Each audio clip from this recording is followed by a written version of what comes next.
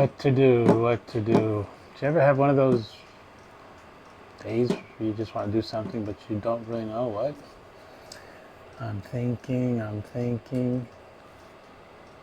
I got an idea.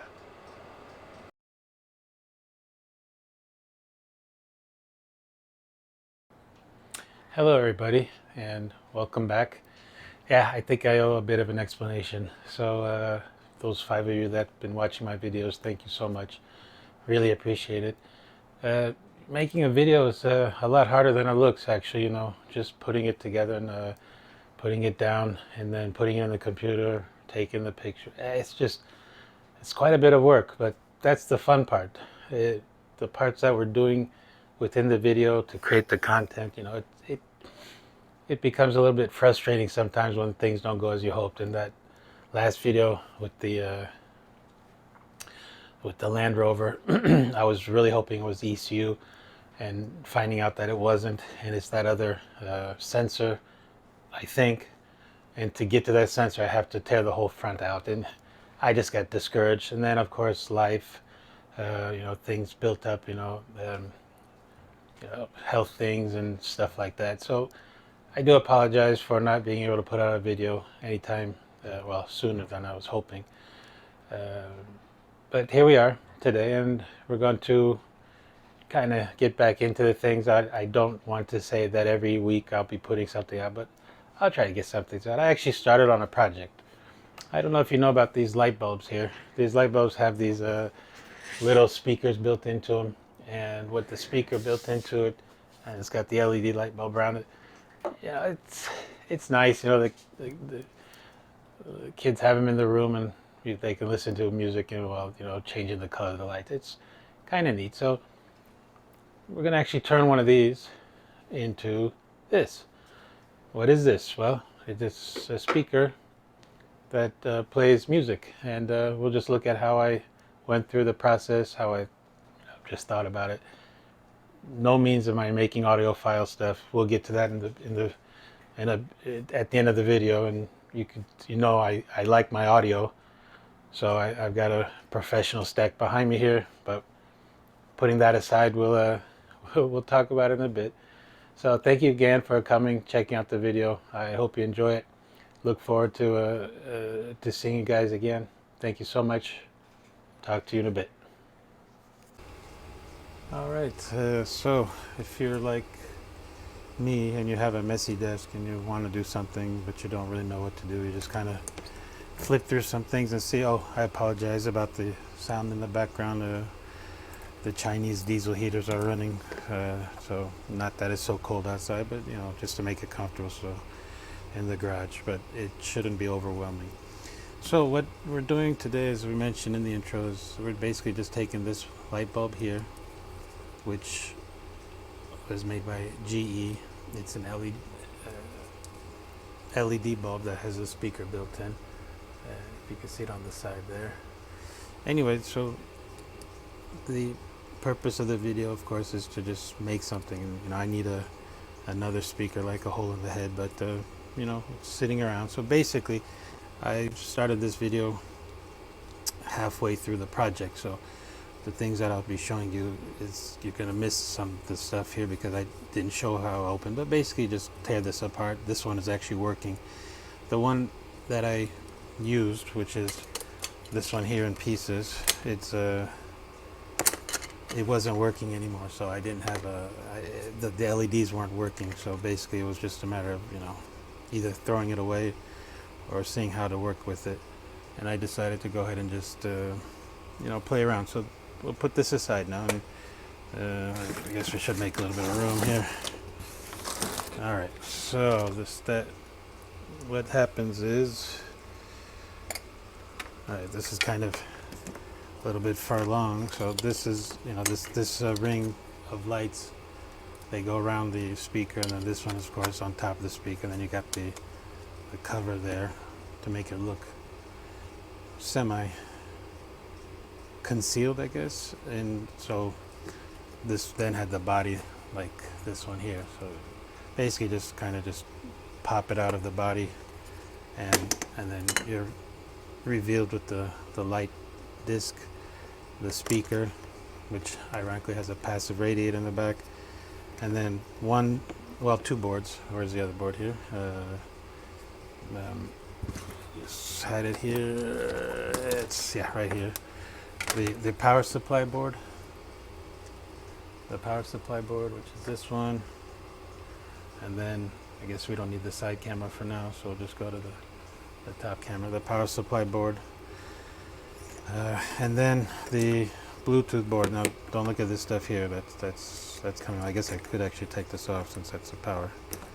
All right, so this part we don't need yet. So this is the speaker connected to the Bluetooth receiver, which is then connected to the power supply via this red power supply. And the lights are connected to this part here. Now, this is supposed to have a remote control. Obviously, that's lost and don't know where it's at, but kind of spoiler alert, I did try it out and it does see the Bluetooth and connects to it and works just fine. The remote control is more for the lighting. I believe this is an RGB LEDs here, and then you've got the white ring around, but that's how that is. Now, in order to see, well, okay, I had this one, so we'll put that aside for now. We'll come back to that. And then I also had an electric lawnmower's battery pack. Don't know if it's backwards. So yeah, so this is the 56 lithium ion, and this one was not taking a charge, nor was it working anymore. So instead of tossing it, we said, well, I said, let's just open it up and see what we got in there. So basically, again, halfway through the project, I realized, well, let's make a video about this and share it with you guys. So this has 2 packs like this, and each pack is just basically one of these lithium ion stacked in a 1, 2, 3, 4, 5, 6, 7 S configuration. So 2 of these packs. Now the funny thing is, I did go through with the multimeter, and just for S's and G's, let's see if I bring up. You know what? I should really clean this desk more often. So with the multimeter, we can put it on the voltage, and because they're in series, you can check the individual cells. And I just went through each one and just saw what the voltage was. So you can see this is 3.9, 3.39 or 3.4, and then just went down the line here. 3.4, 3.4, 3.4, 3.4, and then these 2 on the top were 2.8. Polarity is not important. I'm just checking the cell voltage. Now, because these were lower than the rest, I did put a question mark on them and say that they are potentially bad cells. Now the other pack, which was exactly like this one, it had 2 batteries that were much lower, and these are good batteries still. It had 2 batteries, if I can find it, let me see real quick. I believe it was much lower, so this is the other battery pack. Yeah, this one was 0. I mean, it's not even reading. I'm touching the thing.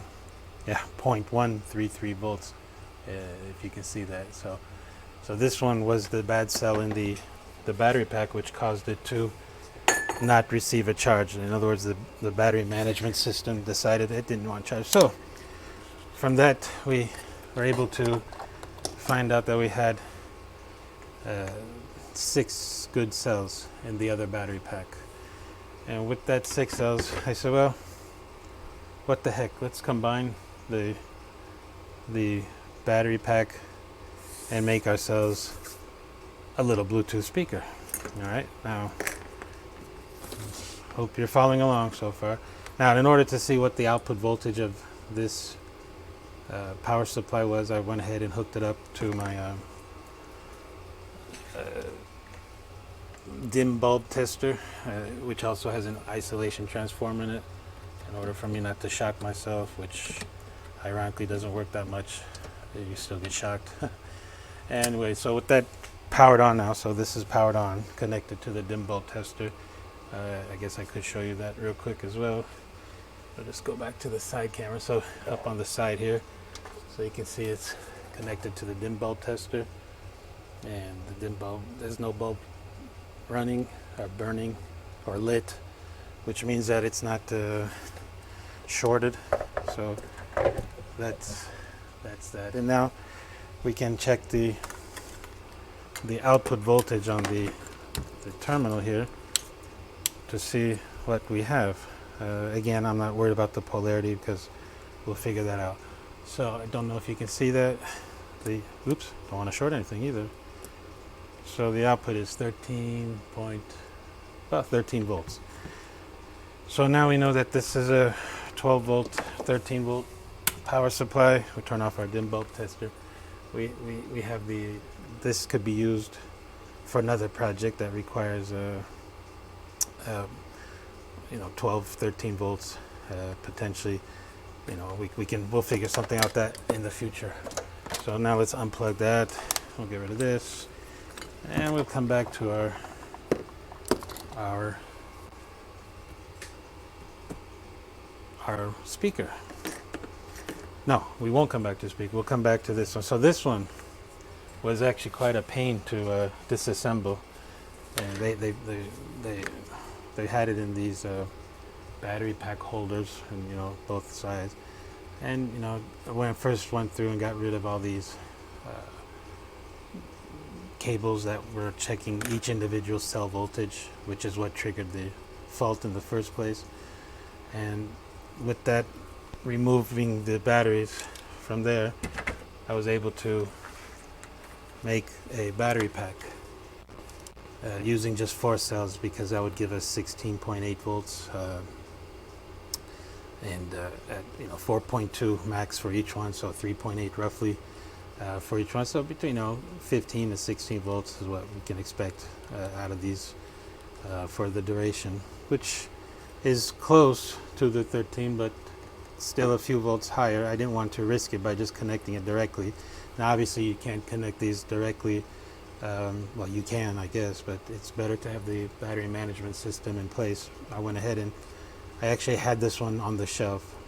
So this it's a 4S 40 amp battery management system, and it's cool because it doesn't need these separate wires for reference that goes to the battery management system. It actually just has it built in using the main pad of the battery itself to provide the current or the sensing for the battery management system.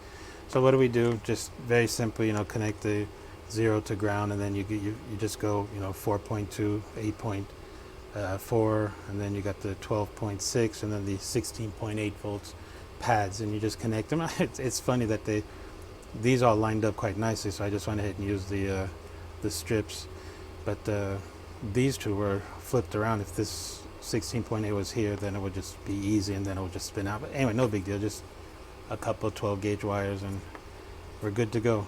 Now what this does is now you have the pads here, which provide the output for the battery pack itself. Now with this you can do a bunch of things. You can connect it to all sorts of things, but what I went ahead and did is I actually had this DC to DC buck converter.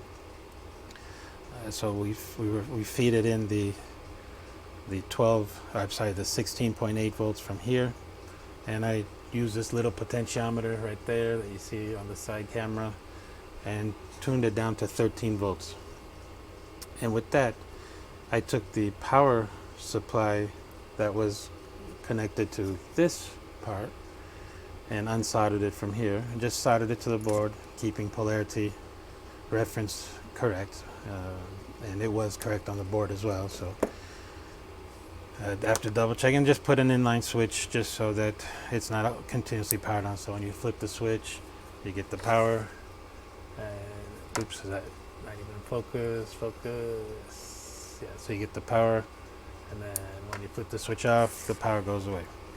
So this takes care of our power supply. Oh, and the way that I went ahead and connected the batteries was not by soldering the battery pad or rather soldering anything to the battery itself. I went ahead and I used my very cheap and simple Chinesium, what do they call these things? Spot welders. And I had these nickel plates, nickel strips, which is what are these. And they're actually quite good because you can bend them into the shape you want and just put it in. They do receive solder very well, so these are then soldered onto the battery management system. Now, just to confirm that the battery pack is working, let's go ahead and check that voltage real quick as well, and then we will see where we're at. So this is I'll keep the convention so it doesn't confuse us here. So we got the plus minus, and we're at 16.4 volts. I charged it yesterday and to 16.8 using constant current and constant voltage settings off the bench power supply that I made in a previous video. Hope you check that out. And did play around with it a bit to see how it works. So that would explain the small drop. But that gives us now the power at 16 volts. We have the 13 volts set by here. And now basically all we do is we will connect the board. And I'll just show you, by the way, what the light ring is. This is where the light ring goes into. And in order not to blind you, I'll just put this on and then I'll remove it so you can see it. And then this one goes into the power clip here. I like that they made it, with these plugs. All right, and now when we flip the switch, we will have this thing energized. Now, I will demonstrate it at the end, but you can see that the light ring, it has a diffuser. It diffuses the light actually quite nicely, but you can see all the LEDs that are burnt out, this whole row. I did try to go through and jump a few of the LEDs that were burned out, but it didn't. I couldn't bring the ring back to life. I was thinking of actually using this ring in the build, but as you can see, then you don't need it. You can just literally take this ring off, and this is now a fully functioning, very small amplifier board with a Bluetooth radio on it, and it receives the audio from your phone or smart device or whatever that has Bluetooth transmitting capabilities, and you've got this little tiny speaker. So this is of course the charging port. Now let's think about what we want to do to amp this up. I guess we don't really need the side cam for now. Now what I wanted to do, as I mentioned, this was a kind of an impromptu project. I didn't really have anything planned for this one, but I will say, you know what, this one actually fits into a 2-inch PVC quite nicely. So let's make a PVC based enclosure that we can then kind of mount all this stuff in it. But as I was walking through my local thrift shop, I came across this speaker. Now, what is this? It's not even going to fit in the frame, but I'll show you a little bit. It's a subwoofer from Panasonic, and this speaker actually is in very bad condition, and it was only $3. I said, you know what the hell, let's grab it. So what my intention is now is actually to use the speaker as the cabinet with the small speaker here, and then we'll drill the hole here and put it in. Of course, I'm going to remove all the labels and such, and of course, we'll go through and clean up the wood here. I was trying to figure out if there was an easy way. They made this thing so cheaply that it doesn't even have any way to access the inside without breaking it up. So I'll probably just take a knife. I wish I had one of those oscillating multi-tools that would plunge cut into here, but I don't. But we'll actually use this as the frame, and as you can see on the oops, the speaker connection here, I actually did I did try it out just to see what it would sound like, and just connected the speaker from the plus to plus and minus to minus here, put it on the board, fire the thing up, and lo and behold, it actually sounded semi-decent. So I was quite happy with the results of that. So go ahead and do that. Now I'm not going to bore you with that part of the construction. What I'll do now is I'll go ahead and stop the video here, and I'll try to find a way inside this box. And then, like you can see that it got waterlogged at one point, so it things. So we'll remove all the nasty stuff that came with it, and see how we can maybe veneer this or something, you know, just sand it down to make it look pretty, or just paint it with a flat back. But I won't bore you with that for now. So with the magic of video, the next time we'll be in a position to see how this thing will look, and get ready to put all the electronics in it. See you in a bit. Alright, so just a quick shot of the progress, and you know, basically just went through the whole corner with the where's my air jigsaw? Oh, right here, one of these things, so that it could come out. And I just wanted to show you how cheap this thing is. So that's what it looks like inside. I mean, it's, yeah, that's just wonderful. All right, anyway, it's a box. At the end of the day, we're not trying to build a high-end audio thing here, so let's keep going. I'll keep you guys posted. Okay, so just to show you, taking off the skin, the vinyl coating, this is the heat gun, and there you can see the damage that was done to it. And the water, sorry for that, should have turned off the heat. Yeah, so just heating it up and then pulling it just kind of gets it off. So I'm going to just go around that, use the heat gun, get the vinyl off, and then figure out the next step. Alright, so we got the nasty vinyl sliding off of it now. And you just get the shit that way. Need that here, buddy. So that's what the box looks like. So yeah, really cheap MDF particle board. Nothing exciting. But we got all that stuff off of it now. We can sand it down and then seal it with some type of a sealer, so we get rid of this damage, and then we'll just keep moving forward. All right, so I wanted to give you guys a quick update where we're at. Basically, what I did was I sprayed this down with clear enamel to kind of pull the particle. I think I said MDF in the big. This is just particle board, really crappy stuff. And went ahead and opened a hole for where the speaker's gonna go. Let's call it the high end at this point.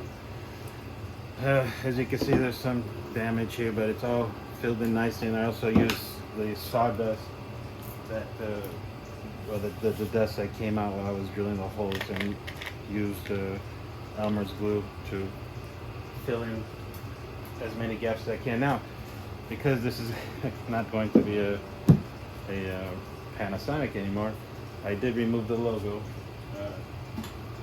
Basically just popped right out, so the Panasonic logo is no longer.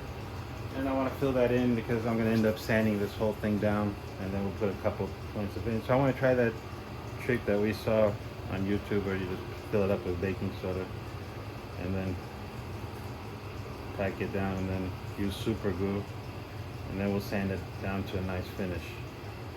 Again, I do apologize for the noise in the background. That is the heaters, but this is just a quick update.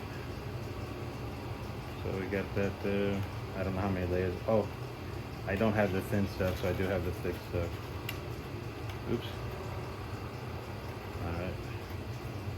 And I must admit, this is the first time I'm trying this, so I have no clue if it's going to work. This is a thick, I don't have the thin stuff. You know, again, one of the purposes of this build was actually not to, well, I guess you do need the thin stuff because it's just beading. Alright, so what we're going to do is I was trying to make this build with everything that I had instead of going out and buying things for it, you know, like veneer and all that. I have some paint, which I think you'll like the paint color shortly, but yeah, this is not, it's too thick. It's not even bothering to go in.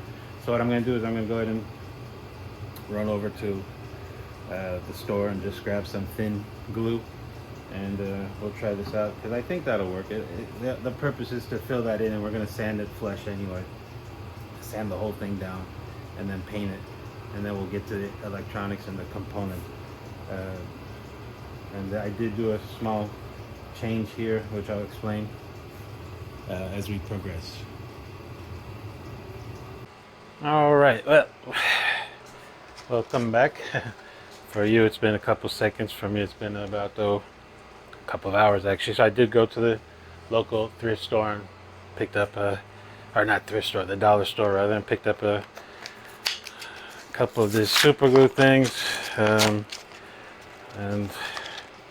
go ahead and try it using this one. Let's see, is that open?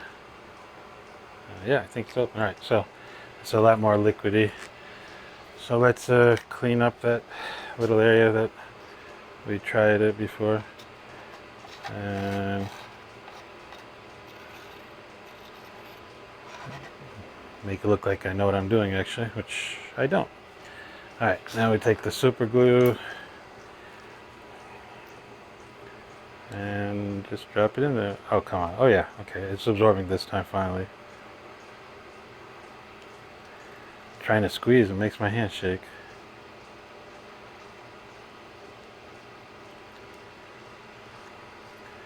Wow.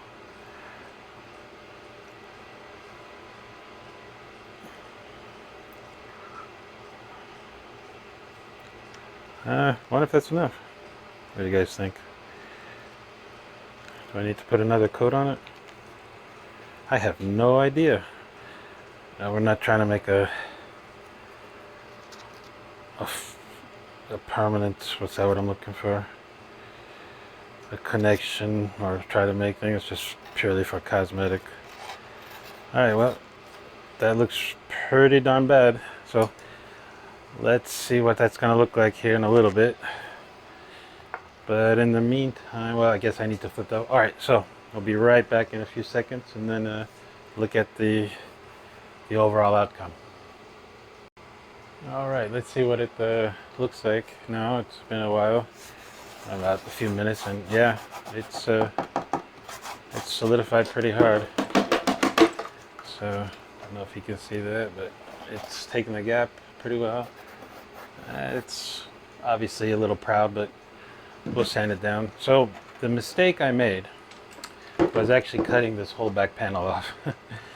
I didn't really need to do that. All I needed to do was cut a little portion here for access. But I went ahead. Wow, English is not my forte today. I made a back plate out of some scrap metal I had lying around. So what I'm going to do is put the original back plate back on that I pulled off, and just glue it in place. If I can get it off here. How do things get so messy so quickly? And alright, there we go. So this is what came off of it, and somehow we'll just find the orientation that it came out of. Close enough. Yeah, like that. And then I'll just glue it back around, because you know we're not making a professional thing here. And then yeah, and then I'm going to cut out a space for this one, where then we could just have the electronics, and I'll explain what these holes are when we talk about the electronics here in a little bit. Yes, I did paint it flat black, and I do have a interesting color. Oops, I don't know how am I going to get that out. I do have an interesting color for the rest. So I'm not going to bore you with the details. Actually, the speaker that I'm going to mount, you remember, just to show you that real quick, this speaker is going to act as kind of the high side. Yeah, and that's going to go between this cavity here, which is actually not into the wood, but I did, at the time I wasn't sure how I wanted to mount it, so I went ahead and drilled a hole through the wood. Now what I'm going to do is actually put the scrap that I cut out of the backside and just put it on top of that, just to kind of seal it up, because this depth of the speaker fits within this plastic, so it doesn't protrude into the enclosure itself. But I needed to do that so I can gain access without breaking the plastic off. So it kind of worked out. So this will just kind of fall into place like that, and then I can push it into its place here. And then, as you can see, it will just kind of glue it into place there. So that's the idea. I'm not going to bore you with the details. Like I said, we're not making a high audiophile speaker cabinet here. We're just, I guess I kind of challenged myself to see what I can make with what I had in the garage. And at the end of the video, we'll kind of go over how much it actually cost me. But I can tell you right now, it's pretty darn low. And to get a speaker of this size and hopefully the quality when we hear it, for the amount that I spent, I think it's a pretty good deal. So anyway, I'm not going to bore with that. I'm going to go ahead and glue this back up, cut out the access portion, and then we will put the speaker in. I'm actually thinking I'll probably, before I cover it up, I'm probably going to paint this, because I want to paint this speaker as well to match what I have in mind. So with that in mind, I'll see you guys in a little bit. I went ahead and glued the driver, this part here, the high end, what came out of the lamp, using Gorilla Glue. Installed the back plate again with just using wood glue. I fixed the ears so I can screw the back plate into it. And one thing that's been bothering me, again, it's supposed to be a budget build, or I guess a cheap build at what we have in house, but you can see the how bad this texture is, and you can actually feel it. Now if it was uniform, let's say this whole area looked like that, I guess it is kind of cool, but because it's just this one area here, I want to go ahead and fill that in with some filler, sand it down, make it smooth, perhaps here as well. What the heck, and fill in these gaps here also around the edges. Actually, it is filled with wood glue, but just to clean it up a bit. And then finally we'll get on to the electronics, which is the easiest part of this build actually. For this high end part here, I want to minimize the frequency range that it's going to be exposed to. So I don't know if the board already is doing that, but we'll go ahead and pull it down, try to maybe cross it over around 200, 300 hertz, so it doesn't have to work as hard, since we now have the advantage of the big speaker. So I'll see you guys in a bit. Thank you. So while we are waiting for the what do they call that stuff, the wood filler, I guess, I did go out to buy it, and I slathered it on. Let's see if you can see it behind me here. You can see it right behind me. Yeah, you see it right there. So it's got all the, this three-dimensional thing is kind of hard to do. There you go. So I slathered on that stuff there. So let's go ahead and look at the electronic parts. Well, I call it electronics. It's nothing more than the battery pack. So this was the base plate that the plate that I made. That's gonna secure the battery here, and then we'll also put just an on-off switch. And also, to make it look pretty, let's do a small LED. I guess we don't need the side cam really, do we? Let's go top. So I drilled a hole out just enough for the LED to fit through there. Really nice. And hey, let's choose blue because it's Bluetooth. Get it? Okay. So these are one of those LED kits that you get on the jungle store. Well, I guess other people use that, so Amazon, and it just has a bunch of different LEDs in it, nothing fancy. So I just picked the blue one, and then here on the top it gives you the ratings for it in terms of what you need to use, and need my glasses. So for the blue one, it's between 3.2 and 3.4 volts. So if we grab just to do some quick math to figure out how much resistance we need. So just your basic Ohm's law. So we got we know that the battery pack. So I'm going to connect the LED on the output of the buck converter. So we know that's going to be, well, I did bump it up to 16. So I'll explain that in a little bit. But at the end of the day, it's going to be the regulated rather than coming off the main pack. So I'll connect it to the switch on there. So it's 16. And then we know that the current that we can get maximum is, what did I say? Blue is 20 milliamps. So divided by 0.002. I'm sorry, 0.2. And that's 16 divided by 0.02. So that gives us 800. I don't know if you can see that. 800 ohms. So I just went through my kit of all the resistors, and all that stuff, and I was able to find an 850 something and a 1K. So I just said let's just use the 1K. So that's what this resistor is. It's a 1K resistor. It's not the not 800, but that's basically how you figure that out. And now when you plug it into the output right here, and when we flip it on, you'll see that it's not overly bright. If I can ever connect these two, I'm going to flip it around. Oh, yeah, sorry, put it on the anode. So you see it's not overly bright, and it's just going to be just a nice little hue in the background. So that's going to go here, and I went ahead and just soldered the resistor to the LED, and we'll put a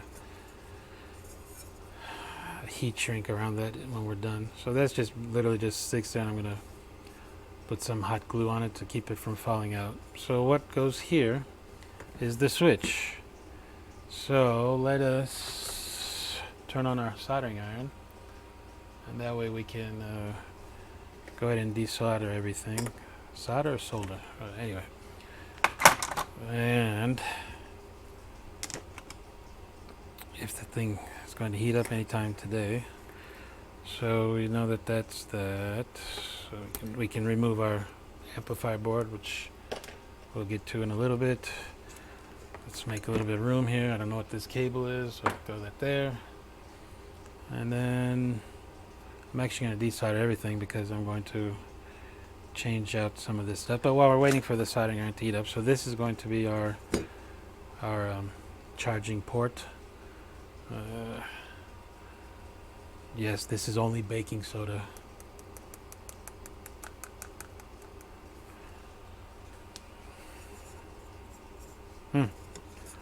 Anyway, so this will be the charging port. I don't think we need the rubber for it, but since we have it, we might as well just put it on there. So we'll put the rubber first, then we'll follow that by the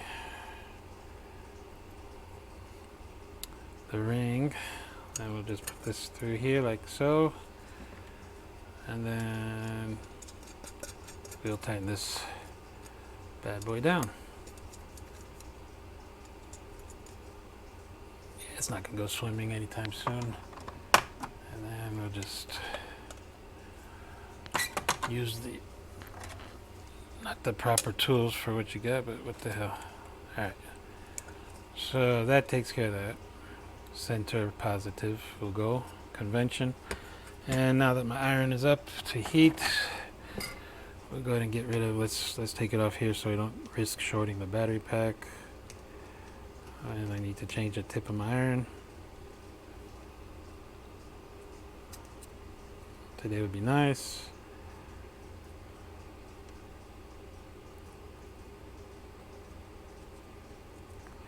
probably just end up hot gluing this battery pack to that as well. Alright, so now we remove that, and we got that here, which I just tacked on to try it anyway, so just remove those two.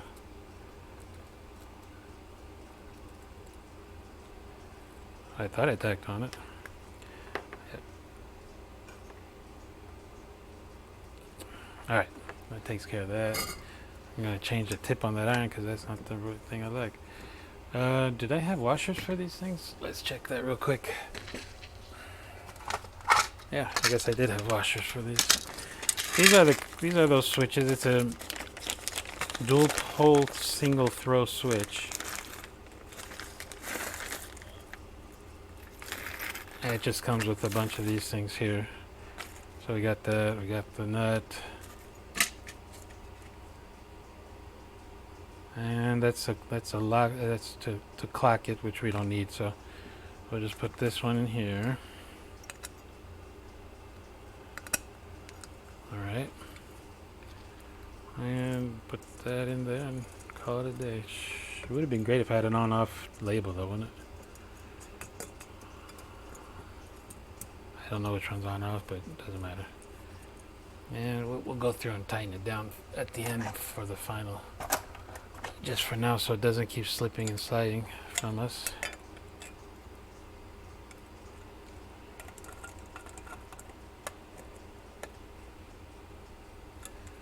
Right. So I think that's a kind of a clean look, huh?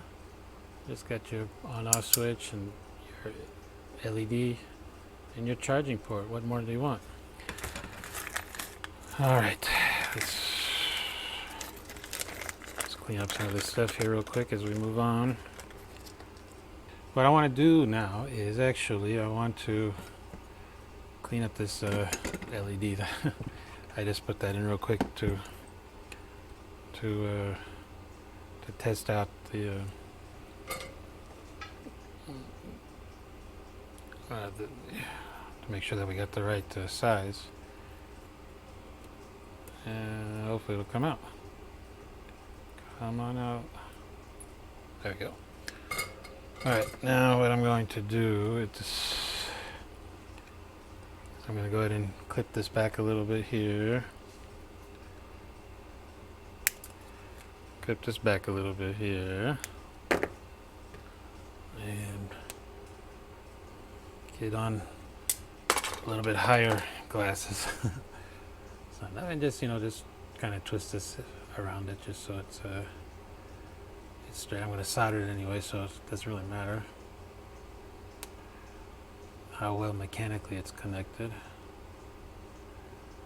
but just so we hold it in place while we're soldering it. Alright, it's good enough for me, I thought.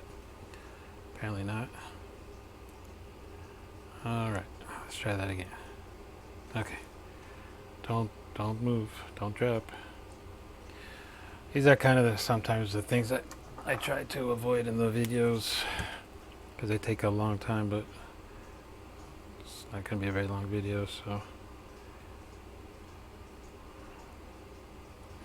Okay, that's nice and mechanically, it is now soldered in place, so the mechanical weakness is no longer an issue. Let's grab a small heat shrinking tube here. To go over the resistor and that, and so that way we don't have to worry about shorting that out either. And let's find, oh, this is not the right lighter to use, but I'm too lazy to go find the lighter right now. Oops, see, perhaps being lazy was not the right thing, so just kind of, all right. That's good enough for me. Oh, I guess I should heat up my hot glue gun in the meantime. Yeah, I've got one of these really cool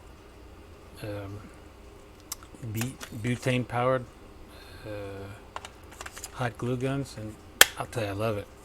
I don't know if you can even find them anymore, but it heats up relatively quick, and you don't have to worry about plugging it in. Alright, so this is now going to go here. Do we want to orient this in any particular way? That's hot, so we can put that there. Is that going to reach? Oops. I'm just all thumbs today. Alright, let's see if that's going to fit in there. Just push it in as far as it'll go. I forgot what size that was. I think it was a... I'm not even going to make an assumption. I forgot what size that was. The hole that I drilled for the LED, but as you can see, it's not protruding out too much, even on the profile. And you know what? I think I want to... No, that's good. So we can now put the wiring from here. So we're gonna have a common. The ground is just gonna go to the ground. I'm trying to think of which way I want to do this. Should I go to mount the battery pack first, with some hot glue, and then we can do the rest, or you know what? Let's do that. Let's mount the hot glue. Let's mount this first. I'm just gonna put some hot glue there, and then I'm half tempted to see what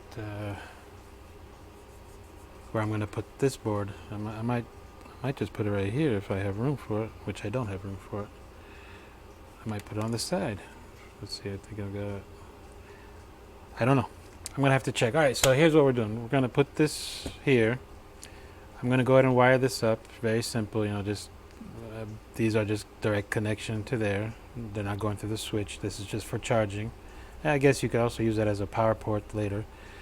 And then we'll take one of the hot from here to the switch, from the switch here to one to the LED, and then the other to this board, and then this is going to go to the amplifier board. So I'll do that, and then we'll come back and reconvene and see how we can put all this together. Alrighty. Alright, so last night, as you recall, well, for me it was last night, for you guys it was a few seconds ago. I was putting together this base plate, this amplifier plate, I guess. So I ended up, what did I end up doing? I ended up putting this piece of acrylic here. I don't know if you can see that. It's shown on the side cam there. So there's a piece of acrylic here, and it's out of focus. There we go. And just hot glued the two, let's call them the two boards. So the power supply board, and then the amplifier board itself, the Bluetooth board. Like I mentioned, I wired it up with the switch for on and off. All right. We wired the LED up to the output of the power supply, and then just wired the charging port directly to the battery. So technically you could get the power straight from the battery out as well, because there's no diode in it or anything. So that's what she looks like. So Dayton Audio, eat your heart out. So that's I guess a plate amplifier now. Isn't that neat? Did I mention I hate painting and sanding? Painting and sanding. Alright, so what we're going to do now is we're going to take a quick look at how we can kind of separate the drivers from playing the same frequencies. Doesn't matter? No. But what the heck. So as you know, this XSIM is a program designed to build crossover networks. So basically all I'm going to do is just put a cap in line, as you can see here. So a capacitor. So we'll just put a capacitor, and I want to see the frequency response. So here on this graph you see here, this is the frequency at which it starts to pick up. So since it's the logarithmic scale, so this is 100, this is 1000. So I kind of want it to start probably around 200 here, maybe 300. So this is just going to give us just kind of a starting point. I don't have any audio capacitors. I've just got a bunch of different capacitors in a package, which we'll look at together in a second. But just if you can see, I just wanted to show you how I'm just, you know, for S's and G's. So basically, as you can see now, as I increase the capacitance in the capacitor, you see the frequency is now moving to the left, which means that it's allowing lower frequencies to pass through. So I think right around here should be good. So what do we got? 51 microfarads roughly. So we're just going to put that in line. You know, this is just a very rough, by no means a proper way, so don't beat me up, you audiophiles. But all I want to do is just to attenuate some of the low frequencies going to that smaller driver and let them just go to the big driver. So with that in mind, what I'm going to do is I'm going to put the speaker on the bench now, and then we're just going to test it with that capacitor just to see what it sounds like. So let me get that set up, and we'll look at it here in a second. So what we're going to do, as I mentioned, we're going to actually put a capacitor in line with the smaller speaker so we can attenuate the frequencies a bit more, so it doesn't work as hard. I don't know how long this amp is going to be able to handle it. It's probably what, a 1 watt, 2 watt maybe. There's no heat sinks or anything, so it's just a cheapo, you know, go away. But you know, like I said, this is not so much about the about the quality. It's more about the build itself and the excitement. So let's bring the speaker over here now, and then we're going to go over some of the capacitors. Well, actually, let's go over the capacitors real quick.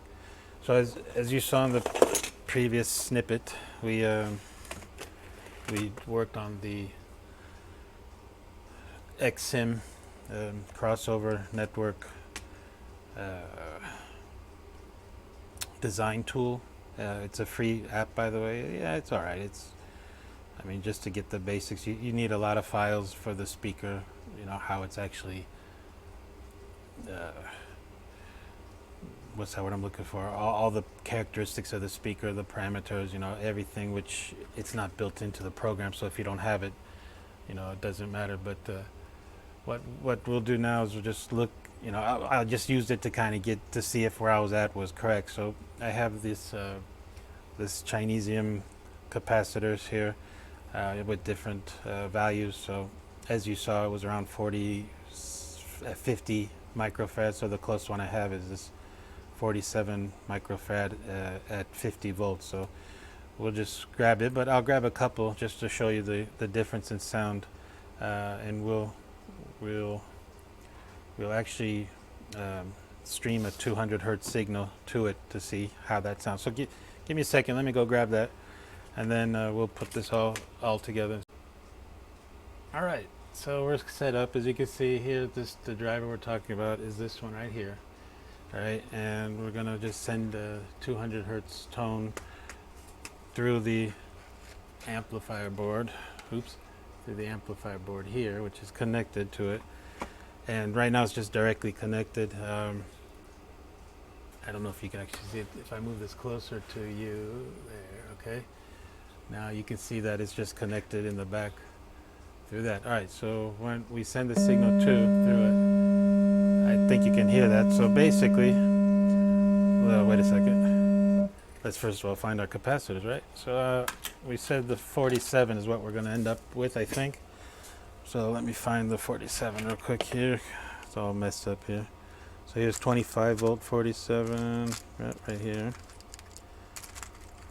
25 volt 47, and then it says 52. Do I have 50? Oh, there it is. All right, let's use a 50 volt. All right, and then just so you can see the attenuation, let's pick a small one. So let's pick this. What is this? 2.2. Well, that's a 1 microfarad. Okay, just let's go extreme. 1 microfarad, and then the 47, just so you see the difference in sound. Oops, I just dropped something. All right, let's see here. I'll move the microphone to the front so you can hear the change in the pitch. or rather it should attenuate the volume. It shouldn't change the pitch. So I'll put the microphone here now.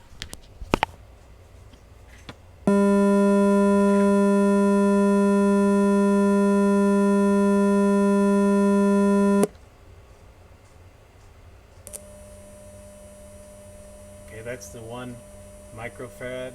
You can see it's considerably attenuated. And now we're going to do the 47 microfarad. So that's the 47. And then just for comparison, that's 47. Oops. Alright, and now I'm going to go to full.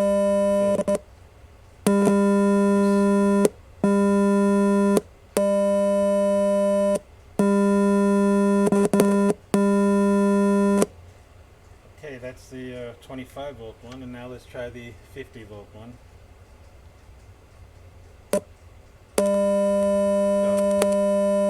Obviously shouldn't change the sound at all, but just a little more tolerance and voltage. That's the 47, this is full.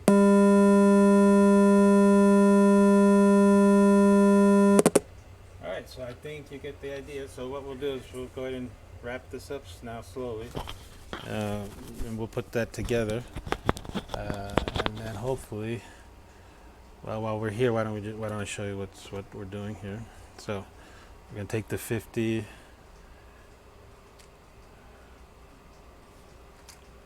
Oops, did I get the right one? So this is the 4750. I don't know if you can see that. Yeah. So what we're going to do now is we're going to put this amplifier, we'll connect the speakers up to the thing, put this little capacitor in line, and then well, okay, let's go back one. We're going to actually paint it first, and did I mention I hate painting? So we'll paint it now that everything is working, it's functioning properly. We'll go ahead and paint it, and then I'll button it up. I did do the sanding. I did put some wood filler in to try to get that thing out. I don't know. I suck at painting. I mean, if there's one thing that I couldn't do to save my life, it's probably painting and sanding. So let me go ahead and continue with that. Paint it all up. Try to make it look as good as I can. I'm not trying to win any awards here. And then we'll hopefully in the next frame, if something doesn't come up that I want to share with you different, then we'll go ahead and have this all buttoned up. I guess I could show you how the amplifier fits into the casing with this out, you know. So basically that little hole, and obviously that thing, it just slides in like that, and then it's just gonna sit in there, and then we'll just screw those four. So not a lot of excitement in that perspective, so I'll go ahead and finish her up, and then we'll get back together shortly. Well, I thought I'd bring you guys along for the ride of connecting this up. So this line right here is going to the woofer. Let's call it woofer now. And this one is going to the, well, it's tweeter now, mid-range, I don't know, the other driver. So this is the one we're going to put the capacitor. We're going to put the capacitor in line, and we'll follow the convention, you know, the positive to the positive side. And then, oh, we're going to heat shrink it. So let's get the heat shrink tube in there, just so it's looks semi-decent, I guess. We don't need that much line, but what the hell. So this is just, I'm just going to put this in here. And yes, I do know that they have different, oops, of course I did it backwards. So we'll put this one here.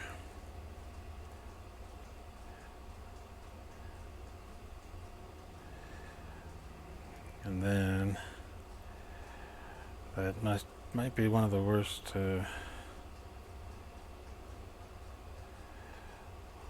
wraps I've ever done. But anyway, when you got people watching you, all 5 of you, it becomes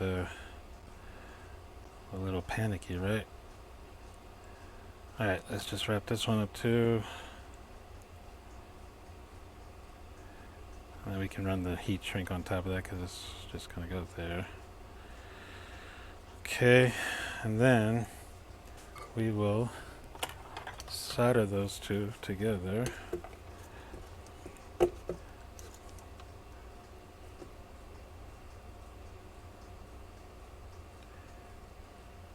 As I mentioned, you know, I don't have audio quality is what the word I should have used. Audio quality capacitors right now.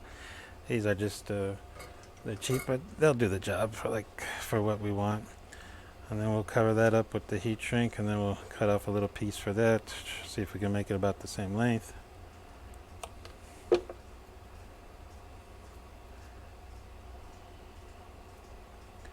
And then I guess we should cut that off because it's not going to fit. All right, so that's what it's going to look like, you know. So that's what she'll look like, and then this will now connect with these bad boys. Where are they? Okay, so keeping the. Oh, I guess I can mention phase. Now, this is a quasi front-loaded enclosure. It does have a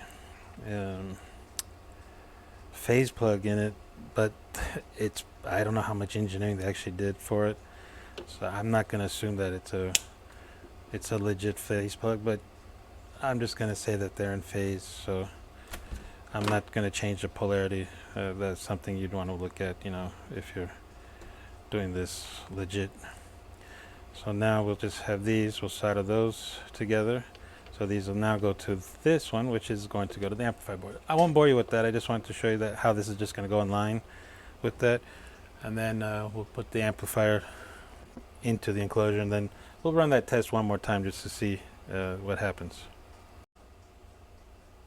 Okay, so we're all connected back up. We've got the high end that's attenuated, and we got the low end. Now, I'm not even going to put the microphone in front. I haven't changed any of the volume settings or anything, but so you can hear it. So here's the 200 hertz tone one more time, and I'm standing about 3 feet away on the back side.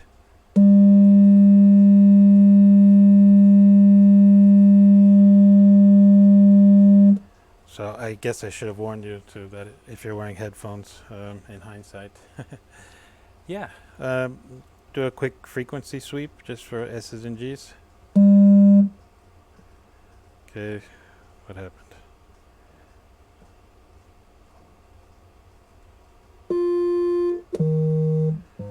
So that's 100 hertz, and that's 62 hertz. 61, 60, 57, 55. We shouldn't have anything coming out of this one here. This is all the woofer. So we're down to we're down to 50. This is 50 hertz right here, and I'll bring the microphone close to it just so you can see. Again, warning, high sound. So yeah, it actually is able to play down. Let's see how far down we go. There's 40. That's 40. So I can still hear it, but not a lot. And yes, I'm at full volume, by the way. Oh, I guess I wasn't at full volume. So this is now full volume. So go back up to 60 just to see. That's 53. And you know, honestly, I don't hear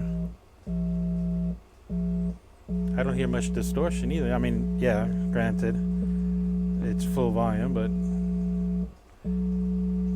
that's for what it's intended, you know. Hey, all right, paint time. Yes, can you tell I've been avoiding it and procrastinating? Maybe it'll just be good like this, and we can call it what is it, Art Deco or industrial.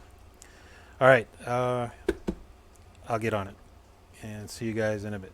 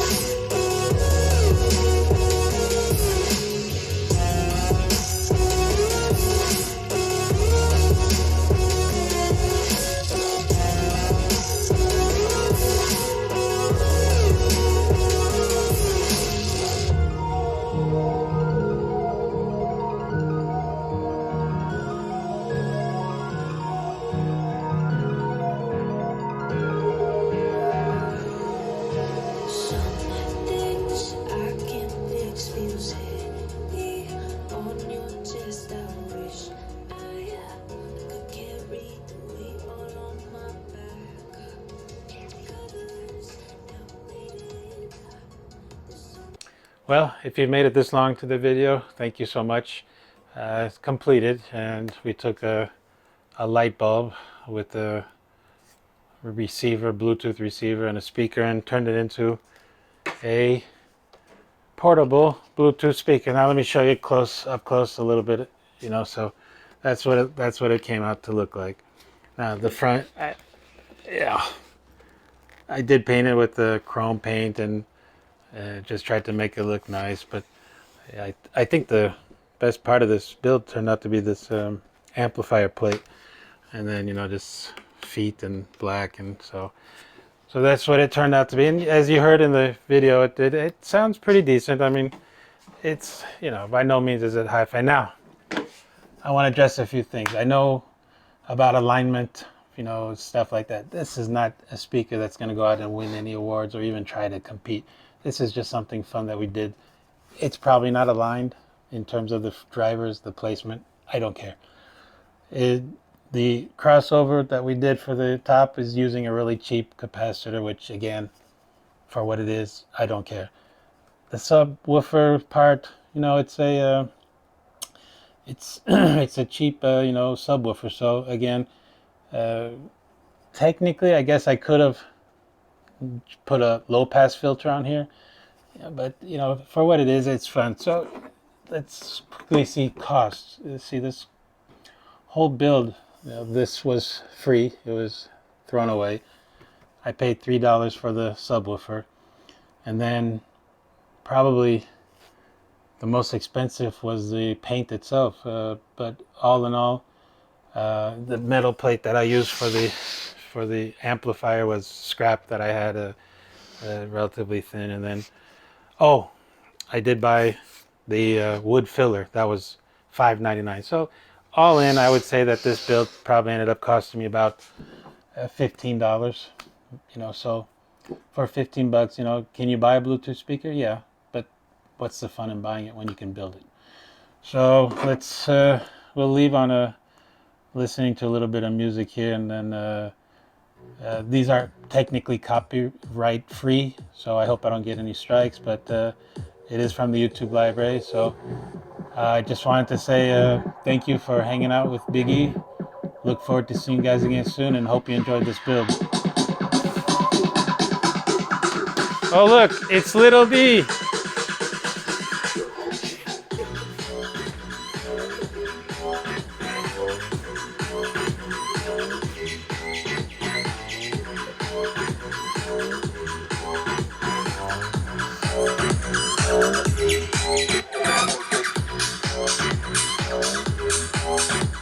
Thanks so much for watching. Hope you enjoyed it. Please like and subscribe. Yeah, I'll subscribe! see you in the next video. Yeah!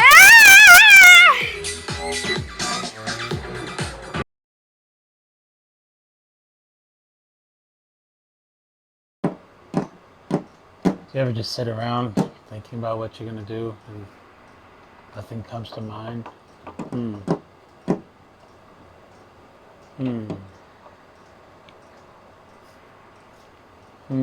It ain't working.